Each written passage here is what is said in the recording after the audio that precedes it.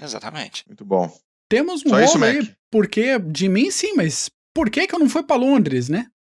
Tem alguma coisa assim? Meatballs, Churchill. Não, o que a gente tem, o que eu vou falar um pouquinho agora é que agora no dia 2 de abril fez 39 anos da invasão argentina às Ilhas Falklands, aqui no Atlântico Sul, que algumas pessoas ainda insistem em chamar de Malvinas, apesar da nomenclatura não ser incorreta, que ela vem do francês Malouine, que também tiveram uma certa passagem ali pelas ilhas, mas fez agora 39 anos da invasão argentina. E eu comecei a ler um livro extremamente interessante, ainda em inglês. Então, se você gosta de história militar, meu caro amigo, aprenda a ler em inglês pelo menos, porque tem, assim... Senão você não vai sair do lugar. Você não vai sair do lugar. Milhões de conteúdos a mais em inglês e não tem o que fazer. É de um autor britânico chamado Ricky Phillips, chama-se The First Casualty, né? Vamos dizer assim, a primeira morte, o primeiro ferido, né? Uma história Primeira baixa. a primeira baixa. Obrigado, Paulo. A história não contada das Falklands War, né? Da Guerra das Falklands, porque ela conta a história dos 67 Royal Marines que defenderam a ilha quando houve a invasão argentina no dia 2 de abril. Não sei se vocês se lembram, a ilha é invadida, eles dominam a Port Stanley, né? Ocupam as Falklands, e aí leva aí 2, 3 semanas para que a Task Force da Operação Corporate, né, que foi a operação para a retomada das ilhas, pudesse sair lá da Grã-Bretanha e viajasse até o Atlântico Sul. Só que na historiografia comum, nos livros que você encontra, essa história ela não é contada. Ou seja, a invasão argentina, falam que os Royal Marines tiveram uma pequena resistência e logo se renderam, mas isso é completamente incorreto.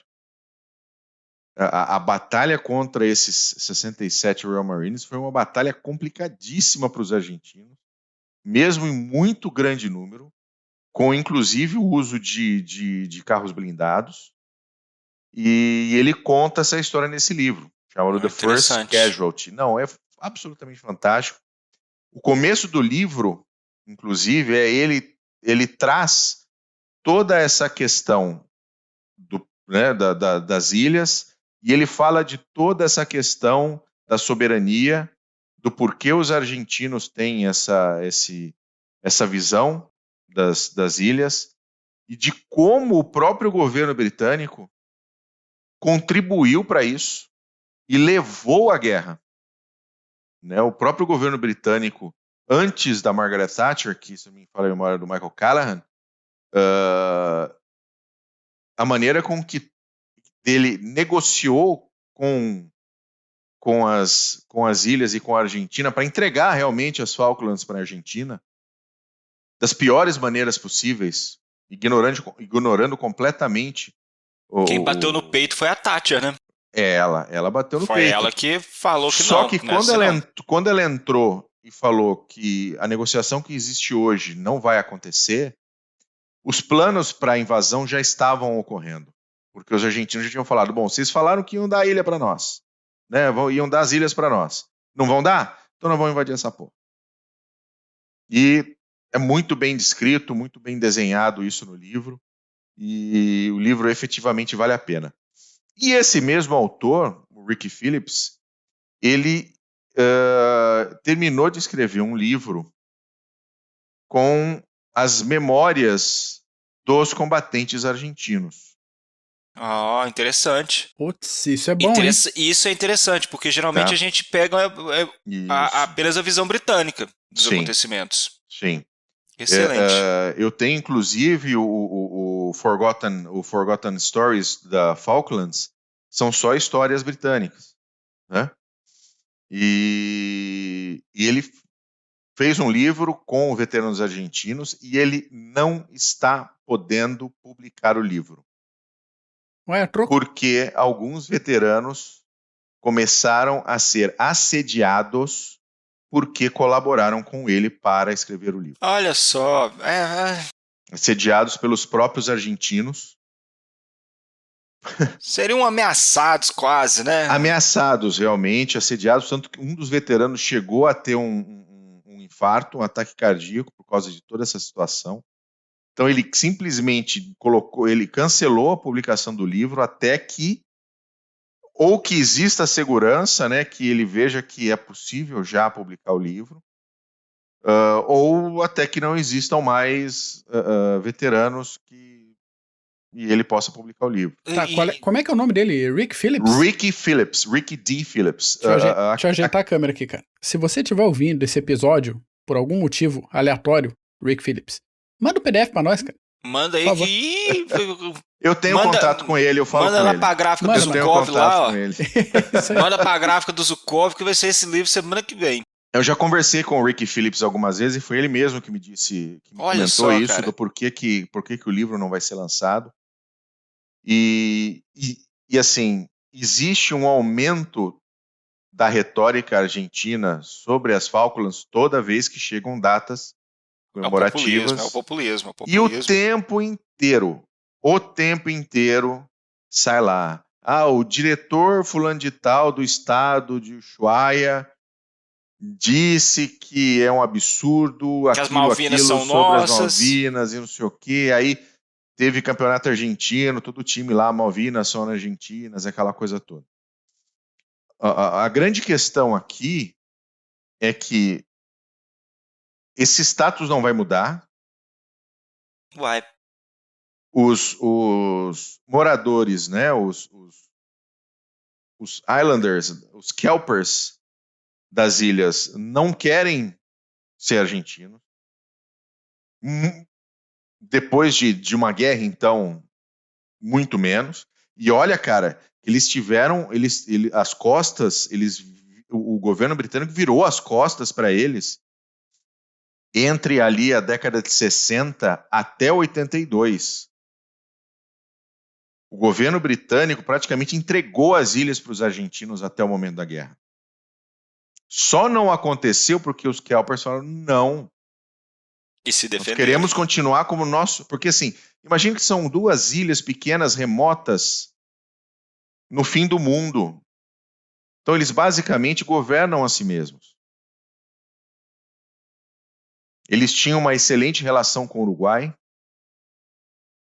E eles tinham uma rota tranquila para Londres. E, de repente, foram pressionados por Londres para que não houvesse mais a rota com o Uruguai, pressionaram o Uruguai para que a rota fosse para a Argentina. Cara, tem uma caralhada de coisa, de merda que o governo britânico fez e que praticamente entregou as ilhas. E eles falaram, não aceitamos, não aceitamos. Do segundo tempo, né? Quando invadiu, era normal que os argentinos pensassem que a Grã-Bretanha não ia tentar retomar. Porque os sinais eram de entrega. Sim. A diferença era que o governo havia mudado. Thatcher estava no governo agora. Né? Era um outro pair of balls. Um lugar onde mostra essa situação bem rápido, mas que bem interessante, é o The Crown, da Netflix. Eu não vi ainda. Ele cobre uma parte dessa última temporada com a Thatcher e ela botando o pau na mesa, falando não, e muita gente, principalmente do partido, falou, olha, não mexe com isso, tal. Já vinha com a retórica que já tinham antes. Sim. E ela falou não. O próprio ministro de Relações Exteriores que cuidava do caso, o ministro dela, quando recebeu a pasta das Falklands, ele meio que continuou naquela mesma toada até que ela falou, não vai ser assim. Até cobrar ele, né? E aí? Né? Isso não vai acontecer, pode parar, esquece, bota isso na gaveta, bota no lixo, porque nós não vamos entregar a ilha. Só que isso, meu amigo, já era dezembro de 81. Você entendeu? Os argentinos já estavam preparando a invasão. Então, não tinha mais o que fazer. Não, a invasão já não tinha como parar. Já estava sacramentada. Todos os problemas que a Argentina tinha economicamente, com a junta militar, precisavam de algo e usam a retórica das Falklands aí desde o Perón, né? Quem revisou isso foi o Perón, foi o governo do Perón. mesmo depois de terem assinado tratados, de que está tudo certo, a ilha realmente é britânica, assinaram direitinho a Argentina. Mas eles usam, e assim, eles ficam assediando os moradores das ilhas o tempo inteiro, cara. O tempo inteiro eles recebem informação de que a Argentina continua com essa retórica e basicamente não tem. Tem algumas pessoas, dois lados, que tentam uma reconciliação. Tá? Que tentam falar, não, vamos tentar deixar essa história para lá e vamos viver de uma outra maneira. Tentar conviver da melhor forma. Mas são pouquíssimas pessoas. Do lado argentino, por causa de toda a ideologia e doutrinação em cima de que as Malvinas são argentinas, e não são, nunca foram, nem com Vernet. Vernet pediu autorização para o governo britânico para começar o seu trabalho dentro das Falklands, mas nunca foi Argentina. Mas existe uma doutrinação gigantesca que tem um caso aí de umas 2 semanas atrás de uma professora que falou, não, as Malvinas não são argentinas, a história é essa, assim assada, e ela foi demitida. Mas é o grande discurso. É o discurso contra o monstro imperialista.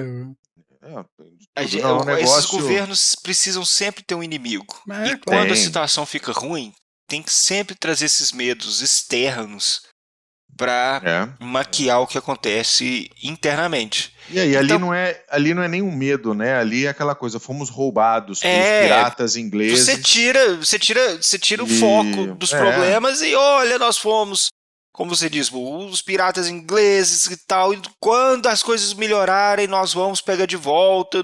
E é isso. E assim, de cada 10 argentinos que eu tenho contato nos grupos relacionados a Falklands, de qualquer maneira, seja sobre a história, seja sobre a guerra, tem grupo que chama Grupo de Reconciliação. Olha aí. De cada 10 argentinos, 9 têm a mesma historinha. Mas sempre tem um louco pra... Tem um cara normalmente fala, não, olha, realmente precisamos reconciliar, conversar, a ilha de vocês, não tem mais o que fazer, né? Eu tive alguém que é veterano e esse não é o caminho e tal, mas os outros 9 é Malvinas Argentinas, né, piratas ingleses, aquela coisa toda. Do lado dos moradores das ilhas, daqueles que eu tenho contato, tem um ou outro que tem assim uma ojeriza e um ódio latente pela Argentina. O resto? Latente. Os outros, assim, obviamente se sentem extremamente incomodados com tudo isso, mas eles estão naquela assim, vem em mim de novo. Só tenta. Tá? Vem em mim de novo.